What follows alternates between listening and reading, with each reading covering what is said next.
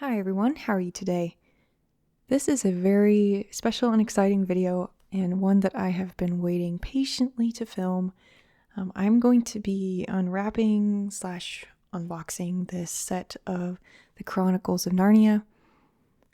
I have had a few of the books individually in the past, which I found secondhand, but I really wanted to find the exact same edition that I had as a child. So I found it on eBay. It was a little bit of a splurge, but this is a series and an edition that's really special to me. It was one of those reading experiences that just was very transformative, as I'm sure Narnia was for many of you growing up. So, without further ado, I'm going to unwrap this and show you the covers and reminisce a little bit about the Chronicles of Narnia.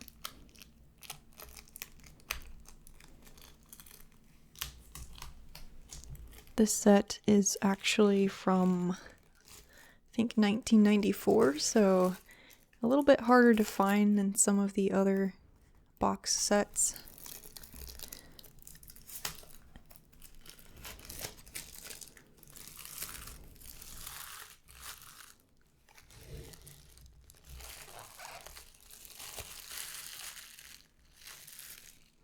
And this does have a little bit of damage, but I knew that going into it. I just thought I was pretty lucky to find this entire set in a box, because most of them by now are just, you can find them 1s and 2s and 3s by themselves. But yeah, I really wanted the complete set. So here is the first cover. Actually, this is from The Lion, the Witch, and the Wardrobe. And then on the back of the box, they have the cover from the Dawn Treader. And we'll look at that in more detail here in a minute. But first I'm going to start from the Magician's Nephew. So I don't know about you guys, but I read this series in chronological order, which is not publication order. I believe publication order was something like Lion, Witch, and the Wardrobe, Prince Caspian, probably Voyage of the Dawn Treader. Like, there was some skipping around, and I think actually Magician's Nephew was one of the last ones to be published, if I remember correctly. But either way, when I got the set as a child, I saw the numbers and I just thought, okay, I'm going to follow the order that it says, and I didn't even know there was another order you could read these in. So here is The Magician's Nephew with Jadis on the cover, very scary looking lady. And this was one of my favorite books, probably because it was the first one that I read. I was trying to see if these books smell like they used to. I don't think these particular ones do, and it could just be because they're kind of old. Even though they've been wrapped a long time, they don't have quite that same new book smell, but that's okay. So all of these pocket-size editions have the map in the middle, or I should say in the beginning. They have the series list on the left, and then there's always a cast of characters, which I enjoyed reading growing up. I was really into trivia as a child. I don't know if that's just a normal kid thing or just a nerdy girl thing. So I would always read these character lists. And then, it goes right into the book. And this has, of course, the famous illustrations by Pauline Baynes, which really are as important to the story, I think, as the story itself. One of my favorite scenes is the wood between the worlds, where Diggory and Polly, these two kids, have the opportunity or the decision to make what world to go into. So if you jump into these pools in the forest, it'll take you to, they're like portals to different places. I thought that was really awesome. And then, of course, the antagonist in this book is not only Jadis, but Uncle Andrew, who is an absolute riot.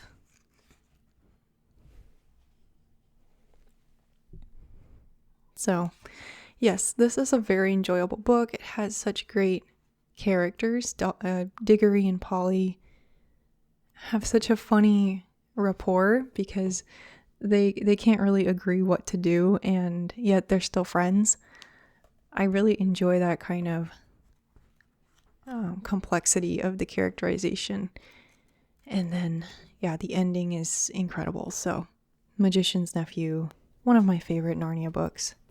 So, the next one, of course, is The Lion, the Witch, and the Wardrobe. So, I guess there's some resemblance between Jadis and the White Witch.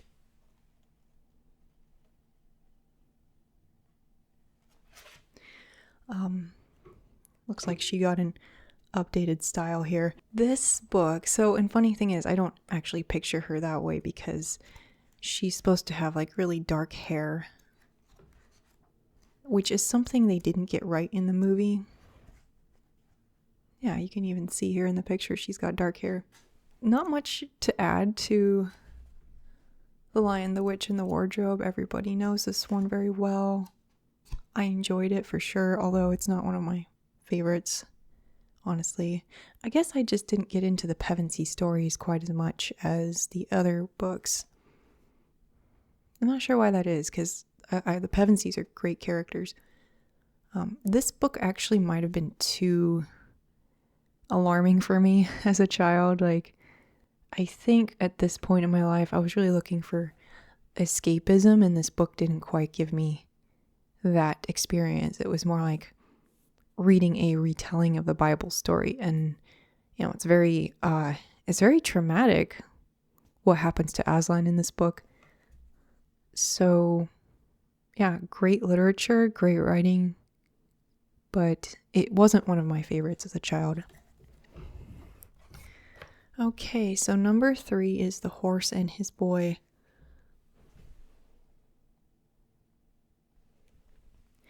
This is one that I think people either really love or they don't, and this is a book I didn't really love. This is very, very, very, very, very different than the other books. Follows completely different characters that aren't recurring at all. Shasta and Aravis, I think is her name. Aravis. I'm eager to read this again because, again, the setting is very, very different. A lot of people do love this book. It's some people's favorites, so I want to re-experience it, and maybe as an adult I'll find more to like in it. I just don't think I cared for the setting or the characters very much. So, yeah, this is also kind of one of those books that I feel would be a good standalone book.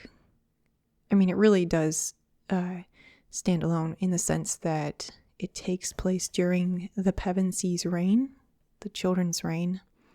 So they're all grown up and they're kind of on the periphery of the story. Yeah, this is almost like a spin-off, I guess. Number 4, Prince Caspian. I never liked this cover very much. I thought it was kind of funny, but yeah. Oh wow, this really takes me back. I want to also mention I just really like this meta art, I guess, that's on every book. You really don't see this kind of graphic design anymore. Nowadays, it's very typography focused, a lot more minimalist. You just don't see this kind of book design as much anymore, but I kind of miss it, honestly. Anyway, I really enjoyed Prince Caspian. I also really liked the movie, honestly. I think the movie had mixed reviews, but I just really enjoyed it. Really enjoyed the music too. Oh yeah, I love these pictures.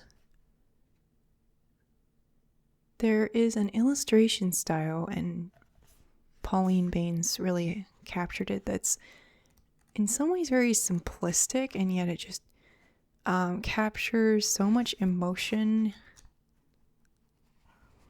and just the right amount of detail. So Prince Caspian is such a great story. I think why I like it so much is that it follows, like, the tension is very clear from the beginning, and it kind of follows two threads of story here. You've got the Pevensies going back to Narnia, and then you have Caspian's story. And then the two kind of converge towards the end. So yeah, I really like this book a lot. The next one being The Voyage of the Dawn Treader. I think this is my favorite cover. Of course, I really like any kind of sea stories.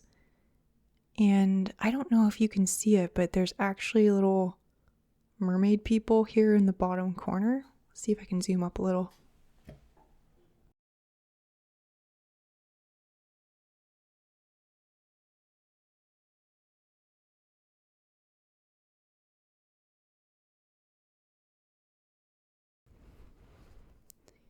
Yes, this is absolutely my favorite cover of all of them. I think the colors and the composition and the detail is just amazing. This is probably, I want to say, my third favorite of all the stories, maybe tied for second with Magician's Nephew. I mean, you've got the whole sea story, you've got Eustace Scrubb, the annoying bratty kid who has this amazing character arc. You've got the Magician's House, which is one of the coolest parts of the entire series. Yeah, there's just so much awesome stuff in this book. And of course, you've got the Pevensies and Caspian, so it's like all-star cast. Now moving on to my absolute favorite book of the series, which is The Silver Chair, with a very disturbing piece of art for the cover.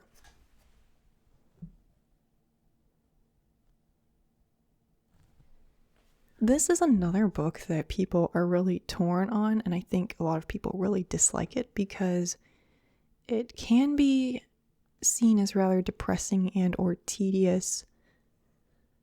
But I don't know, I personally love The Silver Chair. It starts out in England with Jill Pole, who's being bullied by some other kids at boarding school, and her friend happens to be this Eustace Scrubb from Dawn Treader, and together they end up escaping the school and finding themselves back in Narnia. They're trying to find this lost prince, and they have to go through this really bleak journey to find him. And we also see a reappearance of either Jadis or somebody like Jadis in the in this witch character, this green witch. I don't want to give it away because I absolutely love this book, but it's highly suspenseful, mysterious, and got some great characters. Not just the main characters, but also Puddleglum, who is a marshwiggle, and he's kind of like the Scarecrow character from I mean, he even kind of looks like him. He's kind of the Scarecrow from The Wizard of Oz. He's a lot smarter and more capable than he thinks he is, and he's basically exactly the kind of person you want on an adventure like this. Anyway, I've rambled on enough, but I really like The Silver Chair. It is my favorite book in the series, and I don't know, it's very spiritually strong too, and that's all I'm going to say. So give this a read if you haven't. Not everyone likes it, like I said, but I just think it's really, really deep. It's like a great standalone book too. Okay, last but not least. Oh, this one's a little beat up. This is The Last Battle, with a very interesting cover.